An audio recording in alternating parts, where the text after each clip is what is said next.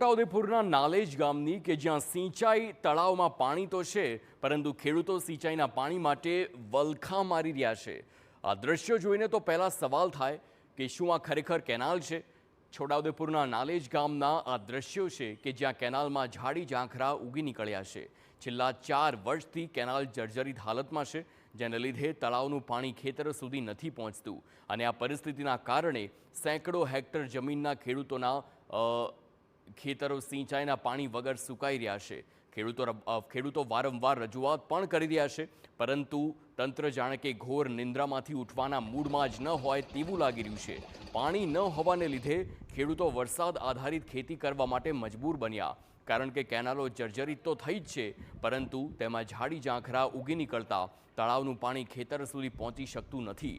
નાલેજ આ સાથે જ ઓલિયાંબા, પાધરવાંટ સહિતના ગામોમાં મળીને 500થી વધુ હેક્ટર જમીન પર ખેતી થાય છે, પરંતુ સિંચાઈના પાણી વગર આ જમીન બિનઉપયોગી બની રહી છે। ઘણા ખેડૂતોને પોતાના ગામ છોડીને મજૂરી માટે અન્ય વિસ્તારમાં જવું પડે છે અને પોતાના પશુઓ માટે ચારો પણ બહારથી વેચાતો ખરીદવો પડે છે। ત્યારે વહેલી તકે આ કેનાલનું સમારકામ થાય તેવી માંગ ઉઠી છે। કેનલ में ડેમ ફરેલો છે પણ પાણી આવતું નહીં, કેમ કે તૂટેલી કેનલ છે ને, એટલે કોઈ રિપેરિંગ જ નહીં કરતા। ઘણા વર્ષોથી આવે જરીક દેખી નાહી જાય, કોઈ આવતું નહીં। આ સરકાર જોડે આપણે એ માંગણી કરીએ કે વહેલી તકે કંઈક તૈયાર કરી આલે, એવી માંગણી કરીએ। સારો હારો થાય, કોઈને ઢોરને સારો થાય, ગાયને પછી આપણું કંઈ થાય, થોડું ઘણું મગડી છે, મકાઈ છે, બાજરી એવું તેવું નાખે છે। અને એ લોકો સિંચાઈ વિભાગે અમને એવું કીધું છે કે કેનાલો જે તૂટેલી છે અને કુવા તૂટી ગયેલા છે, પણ આજ સુધી કેનાલોનું કામ થયેલ નથી અને આ ખેડૂતો પાણીથી વંચિત છે।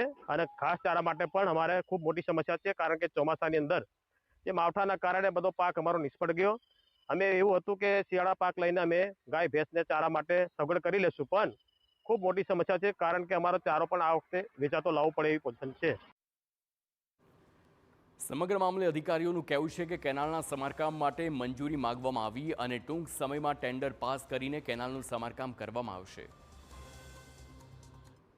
જે કેનાલની જર્જરિત કેનાલો છે એનું કામગીરી પ્રગતિ હેઠળ, એટલે કે એની સૈદ્ધાંતિક મંજૂરી મળીને અત્યારે એ સરકારશ્રીમાં ડીટીપીની મંજૂરી હેઠળ છે।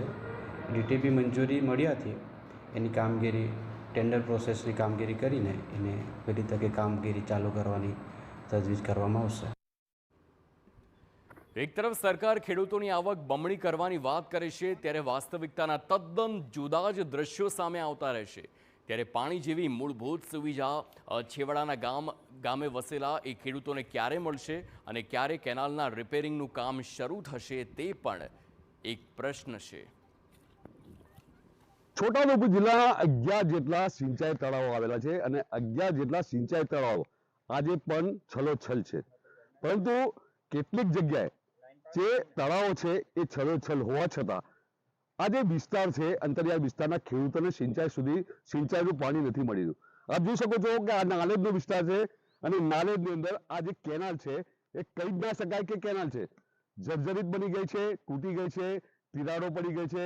હવે આ વિસ્તારના ખેડૂતો રજૂઆત કરે તો કોને કરે? આપ જોઈ શકો છો કે આ કેનાલો જર્જરિત હોવા છતાં પણ અધિકારીઓને એસી ચેમ્બરમાંથી નીકળવાનો સમય પણ નથી અને આ જે વિસ્તારના લોકો ભોગ બની રહ્યા છે। હવે આ વિસ્તારના ખેડૂતોને ક્યારે તેમની માંગણી સંતાશે તે તો કદાચ આવનારો સમય બતાવશે। મકબૂલ મંસૂરી, TV9 છોટાઉદેપુર।